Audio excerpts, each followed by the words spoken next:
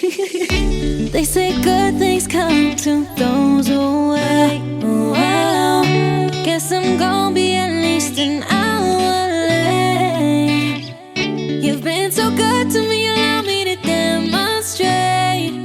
Hey, real loving, you don't have to wait. Now come closer, yeah. You pick me up, keep me up, keep me up when I'm feeling under, when I'm feeling undone. Oh secret, oh secret, oh secret. You're the one I've been keeping. You are the one, you are the one, yeah. Welcome to Doek and Ty, the platform. My name is Bonang and this is my handsome hunk of a husband. His name is Bukamu. And on set today we have a visitor. This is Bush, who is growing very, very much. So first you would like to start off by saying thank you to everybody who has subscribed to the channel. Thank you to everyone who's liked the page on Facebook. We are extremely grateful to have you here. And welcome to yet another episode of Grey Well Conversations. And today, what are we going to be discussing? I was distracted by Bush. Yes, stick of truth, because I'll be speaking. Thank you, baby. I like the Doek. Thank you. You know, Doek, and then you're wearing a Doek. So I wasn't just gonna pass through that quickly. It looks nice, baby. Bad hair. Bad hair day. Huh? Do you only wear it when you're having bad hair days? No. I also wear it when I go to some formal functions. Formal functions, like manyalo and weddings, funerals, and the like. One day we'll explain why the channel is called Doek and Ty, but we can quickly explain the Doek thing. It's because a Doek, for an African woman, is the one piece of clothing that stays consistent, whether they are good during happy times and during sad times. If you're happy going to a wedding, you always wear a Doek. If you're going to a bereavement or a funeral, you always wear a Doek. So a Doek symbolizes, in our culture, it's a sign of womanhood, right? I didn't think it was that deep. It is. There's like a whole explanation of why Doek and Ty. It's the same thing applies for a man. In our culture, if you're going to do something significant, whether it's happy times or sad times, you're going to have to put on a tie, lebaki, right? So, monna wana tie le jersey or blazer, and then mosadi wana gatu le jal. So, hence Doek and Ty. I have questions, but What questions? We'll address them some other time. Oh, we can address them now. No, let's stay on home. We'll tackle our logo some other time. Yeah, I don't know if I presented it well. Normally I read up on it first because it's very... I found this article that was talking about the significance of a Doek, right? I'll find it also. I'll link it on the description below if you want to read further on the significance of a Doek to an African woman, right? Okay. But I like you, babe, when you're wearing a Doek. I'll take the Doek over a wee baby. You like me all the time. No. Not all the time. So we didn't do the Sunday upload this time. A lot of people are asking, I was like, hey, what's the episode? Well, it's coming. Anyway, yeah. So we're having a conversation with my wife. I think that's what we're going to be addressing today.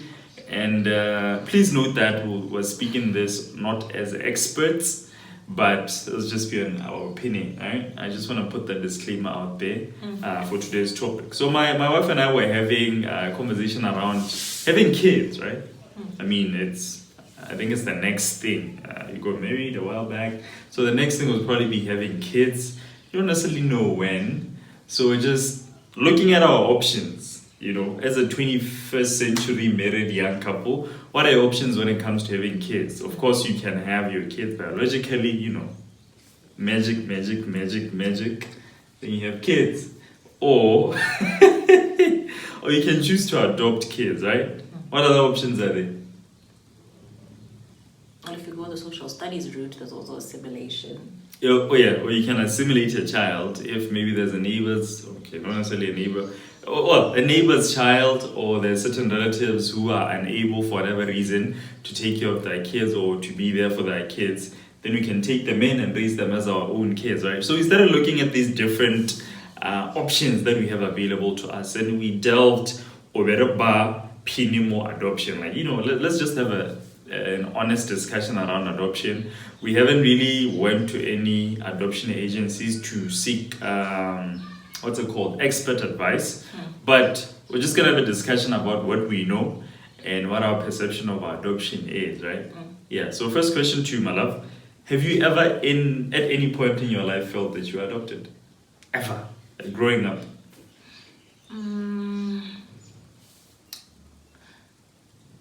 Well, the only time I've ever thought that I might be adopted. I hope mom sees this.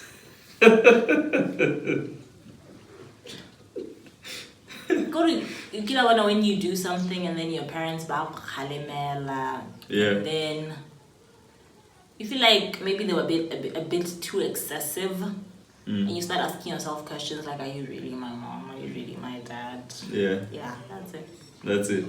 Yeah, I think same question to me. I think as a kid, at one point, especially when you are being beaten or punished, corporal punishment like we do here, you're gonna feel like, these people, I might just be adopted, because clearly there is no parent in the right state of mind. You're thinking this as a kid who can beat their kid this much, right? It hurts me more than it hurts you. I'm beating you because I love you. Really? Because those are the explanations that our parents would often give us, that disciplining you. So I think Glenn, as a kid, the only time I felt I was adopted was when I was being punished harshly, right, by my mom.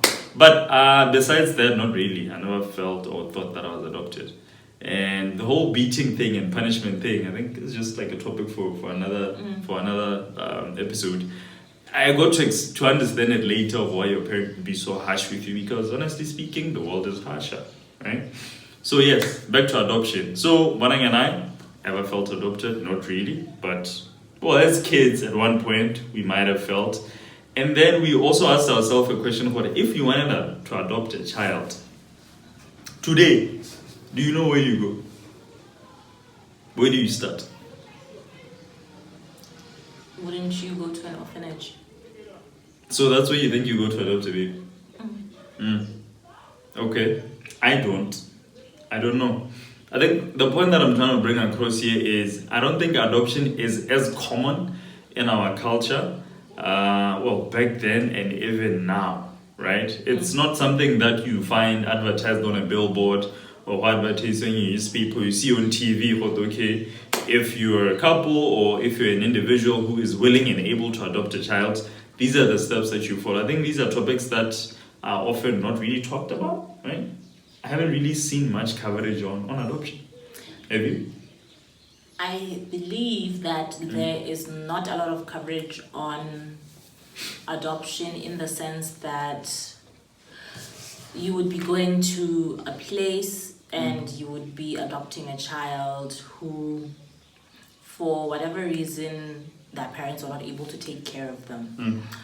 I believe that adoption, the most common and the one that everybody knows, is, say we decide to get married and then I have kids, you have kids, and then we come together at the wedding, at the traditional ceremony, mahadi, and everything.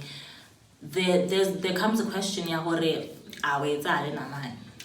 so that, I think, that is how traditionally adoption is covered in our various cultures.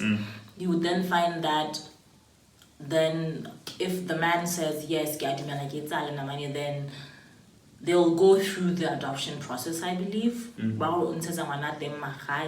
I'm not really sure, do they actually go through like the legal paperwork you've been adopted. Interesting. I like the fact that you brought in the cultural element, right? Just to finish off my point of what I was saying is, I don't think adoption in our culture is very common, right? It's common. it's just the type of adoption you are thinking of. Yeah, the one that I'm thinking of, I don't really know of a place where you go to if you want to adopt a child that is not related to you, or a child who is not of somebody you're about to get married to. Now, let's tackle the traditional one. The traditional one, like you were saying, they want to get married, the lady has kids, the husband will then be asked, or the family who is negotiating on behalf of the husband, they would then ask them, that is to say, are you marrying the mom, and are you also taking the kid as your own after the wedding, right? And oftentimes they're not. I think money, and then as you're paying bride price, or and then after that the child will then take your surname. So like you were saying, I don't know what after that do they actually file the paperwork to legally adopt that child, right? And then another type of adoption that I know, I think this one is assimilation more than adoption, is when we live here and then there's a neighbor there, the neighbor passes on and there is no distant relatives who are able or capable of taking care of their kids, and we're used to hang out with the kids and the neighbors, and then dying testament there was can you take care of my kids? And then it happens a lot more and they come and live with us, and then we treat them as our own kid until they're grown and they're able to be their own person. So I know that one as well, but I think that one is assimilation. I guess that person is assimilated into the family, and if you are interested in furthering the conversation to now file the paperwork and adopt the kid, that's also another thing that you can possibly consider, right? So babe, case study, we're going to use ourselves as a case study of if we wanted to adopt kids, right? Or a kid.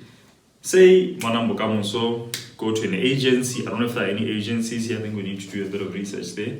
Or you go to an orphanage, like you were saying, file the paperwork, and we get the kid, right? Raise the child as our own. Would you then tell the kid that they were adopted at a certain point? Would you sit them down to say, hey, we love you very much as your parents, but Ghana, you're not a biological child. We adopted you from 1, 2, 3. This is how it happened, and yeah. I think obviously I would tell the child at some point, but the question becomes, when is this point in time? Because I believe something does go. Yes. I believe that there's a lot of fear attached with informing an adopted child that they are adopted. There's fear that, like you were saying, every time you were disciplined, you wondered whether you were adopted. So then this kid would think, okay, so do you treat me a certain way because I'm adopted? But I believe that when, you love them, you take care of them, you treat them the way that you would treat your child. They are your child. They are your child. So you treat them right. You treat them right, you take care of them, you love them, you at all points of time show them that you love them through actions and affirmation. Then when the time does come to tell them that they are adopted, I'm sure they'll understand. Wait. My question was, would you tell them, right? Yes, I would. You would? Yes. Okay, and then now let's move on to the next logical question there is, at what age or what stage of their life would you tell them? Side note, I have seen instances in our culture where people find out whether their parents are not their parents or their father is not their father during their wedding day, or when it comes to them getting married. That was because they're your biological father. But then when you grew up in a home, it's I have a mom, I have a dad. Right? So that's why I'm asking the question of, when is the right time, or is there a right time or the right phase to tell your adopted child that they're adopted? I don't think there's necessarily like a right time. There'll never be a right time to tell someone that they are adopted. However, I believe that parents would normally wait until they feel like kore, you are at a space mentally where you could digest the information. So at what age would I think that is? No, but you answered it. How are state of mind? Some people mature at 15, some mature at 18, some mature at 25. But then in this case, I think you need to have a threshold to say maximum when the kid starts understanding just basic things, right? Because I think the worst thing that you could do here is not tell somebody as adoptive parents and not tell the person that they adopted, and then they hear from somebody else. You know, we know our culture. We know that our neighbors and our aunties, you know, family gatherings, there's a high chance that that person or that child might find out from somebody else who's not you. And then now, you're on the receiving end of, you guys didn't tell me you're not my actual parents. What happened? And you know, and instead of dealing with the confrontation head on, now it's really in retrospect. Oh no, I'm sorry, but you know, yeah. So still ask case study. Adopt a child. We tell them whenever we want to tell them, and they tell us, okay, I would like to find my biological family or my biological parents if they're still alive. What's your take on that one? I think that's also another element that a lot of people struggle with. What's your take on that? A bit of a sensitive topic today. The episode is going to be very somber because it's you know, these are real life things, and we need to shed light on them, or at least try to engage and have a conversation around these topics. Like we always say, you know. Yes. Yeah. I believe that I'm not gonna sugarcoat it. It'll hit me hard. It'll hit me very, very hard when my child wants to meet their biological parents. Yeah, or trace their biological family if their Yes, parents are deceased. yes. Yeah. I think mostly it would hit me very hard because there's always that feeling of, I think there would always be a feeling of, what if they get along more with their biological parents? And at some point, I think it's the fear of losing that person. What if they suddenly get along with their biological parents more than they get along with me? Because, I mean, sometimes blood really is thicker than water. So it's a very scary thing, I think, for a parent, for your child to meet their biological parents, because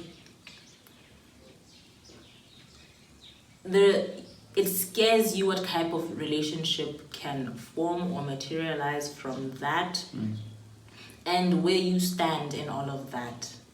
Like, you're all for your child meeting their biological parents, but what family, but what if that meetup results in the child wanting to go be a part of the family and deciding, you know what, I appreciate everything you've done for me, but this is as far as you and I go. Don't you think, as adoptive parents, if you deny that child that opportunity, you're being a bit selfish? And it's like you want to own the child. I'm not saying I'm going to deny the child of the opportunity to meet their biological parents. But what I'm saying is, don't you feel like having those feelings, the fear of losing them, don't you think that's a bit selfish on our end as adoptive parents? Human nature is selfish, unfortunately. That is why whenever we have relationships or form bonds with people, we're scared of losing them. It's the same when you have like a best friend, and then your best friend starts becoming too buddy with someone else, and you just feel like, I feel them slipping away, go to more and more and more, and so such is human nature. Now it is quite unfortunate when such happens with a child, because I'm sure during our teenage years our parents felt like, we're growing further and further apart, because when you start going through changes and our hormones and everything, and then we start acting out, eventually we find our way back, and we're cool with our parents. But in an instance where your child wants to meet their parents, and you have to afford them that space, guy. So we think. So we think. But I believe you have to afford them that space. Like, you can't always be there 24/7 listening to whatever they want to talk about with their biological parents, hence the space. Like, you give them that space to go to them, talk to them, have conversations, ask whatever it is they want to ask. Because they're obviously going to ask the question, why did you leave me? So I think it's just an issue of being there for the child and them knowing that you love them unconditionally, you love them more than anything. So ka how mogodisitseng ka teng will in essence be the glue that keeps you guys I think together. the more and more that I looked into adoption in a way, or had a discussion with you about it, I started realizing why culturally like we don't really, there's a lot of adoptions that happened. Okay, I get that happened in our culture. A lot of people are adopted, biological fathers are not biological fathers, and some were assimilation in the family, but they were never told. I think these questions that we're having amongst ourselves, or the two of us here, these are the very same questions that grown-ups didn't want to face back in the day. Because so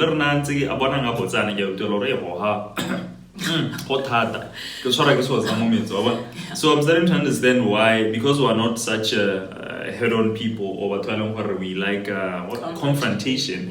We're not a confrontational nation or culture. I'm starting to understand why adoption was done in a very in a buhita way. What's the English word for it? Like, it was always backdooring, like it was never just discreet. It was very discreet, but overly discreet. I think discreet doesn't even describe it. It was a backdoor and secretive and hush hush. And if you're an adopted child, you always find out either your auntie there would let it slip at an event, or you'd find out when you're getting married, or if one of your biological parent or your biological parent dies, and then you see somebody just coming in, oh yeah, this is your father, or what? Yeah, so I think the intention for today's episode was just to have this conversation in a safe space, because Doek and Ty, the platform is a safe space to have these conversations. So leave us a comment on what you think of the whole situation. Have you ever considered adoption? Are you considering adoption as either an individual who is willing and capable of taking care of another human being, or you're a married couple, or do you want to be married one day, and would you consider adoption? Because with us, we've had these conversations even before we're married for, okay, what would happen if we get married and we can't have kids? Are we going to adopt? Do we still want to adopt if we can have kids? I think we landed on it would be nice for us to have kids of our own and still adopt, right? Have like a blended family. If we have the resources to take care of maybe 3, 4, 5 kids living in our farm somewhere, it would be nice for us to do that, or extend a helping hand to another human being. So that's where we still stand. But yeah, I feel like there's a conversation I'd like to have again.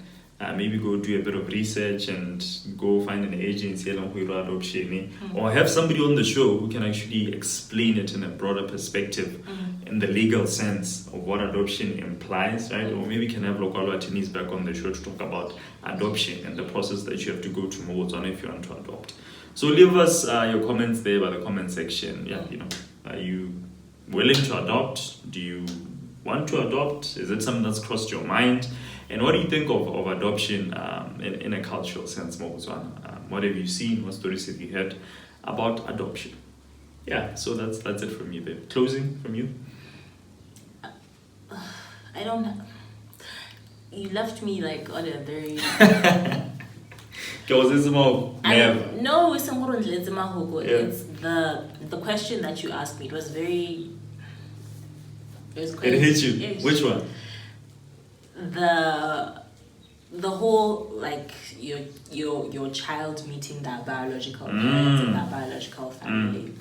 We can go back to it. No, it's if you want to okay. say something. No, I feel like you wouldn't want to. But I wouldn't want the child meeting the biological family.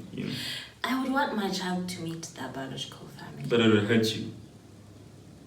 It makes you feel like you're not that biological parent. Like, I think it highlights for when you're my adopted family, adopted parents. because I don't think anybody likes being referred to or, gets any pleasure or satisfaction from being referred to as adopted parent or step or whatever the case is, right?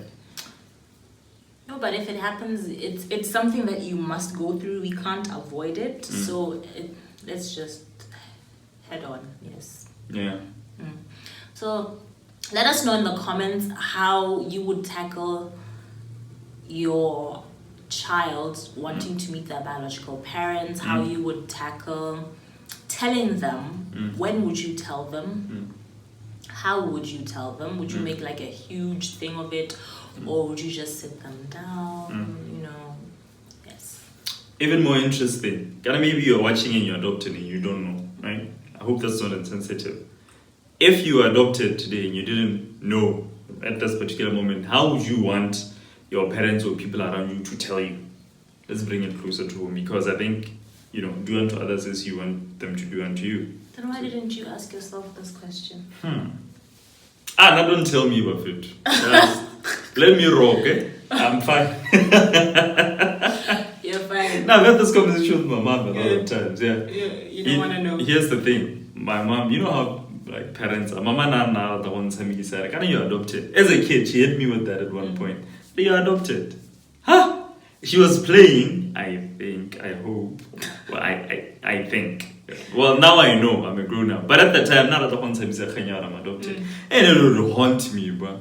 How would it haunt you? It haunted me because I just started feeling out of place and thought, okay, if this is not my family, then where's my family? What are they doing out there? Or what? I think mom said it in a joking manner, and then she forgot to say, just kidding. And then it stayed with me for a while until I gathered enough confidence and strength for the Mama, she was like, what? I was playing, you see? So having lived in that mind state of being adopted or not being adopted, it was terrible. Yeah, I was battling with a lot. Yeah, I'm sure if I lived in America, I would have been diagnosed with like a lot of conditions from that interaction with my mom. Final question. This one is it's not adoption, but it has to do with like biological parents and whatnot. If you found out that you had who you thought were your biological parents or not your biological parents, and that you are switched at birth with another child, would you like to be unswitched? Nah. It's fine. I mean, I'm this old. I'm not saying when you're this old. Even if you found out sooner, like maybe you're only a teenager, would you want to be unswitched? Unswitched and go to your birth parents now? To your biological parents. That's like, there's no yes or no answer to that one. Like, there's so much, you're bonded with your family. I think we've watched a documentary like this, right? Where kids were switched, and there was a documentary that we watched where kids were switched. On a personal level, I feel like I would know what I know, and I would have been raised by people who raised me. Now having to switch to a whole new family, I think I would like to it happened. This is a difficult one about the panel discussion. Yes. But I think the best case scenario that could happen there is for the two families to come to an understanding and accept the fact that something happened at when the two kids were birthed or they were switched. It would be dope for the families to become so close for they would both be a family in a perfect world. But we know the world is not perfect. So if you had to switch, put on the spot, I don't know. Yeah, because I'm scared that parents might want their biological child, or the kid might want their biological parents, and then Yeah, probably. Send back. So I'll live in my bubble, my perfect world. I want the two families to get so close, to merge and become like an extended family of each other, and then you get to interact with all of them in one space. That's my perfect world. I choose to live it in it for now.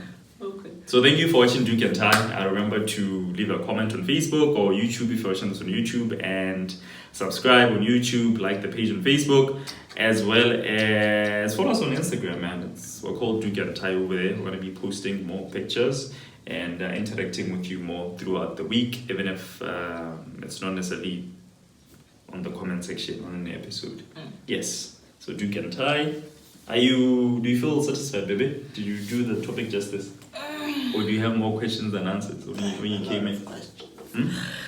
I have a lot of questions. They say good things come to those who wait.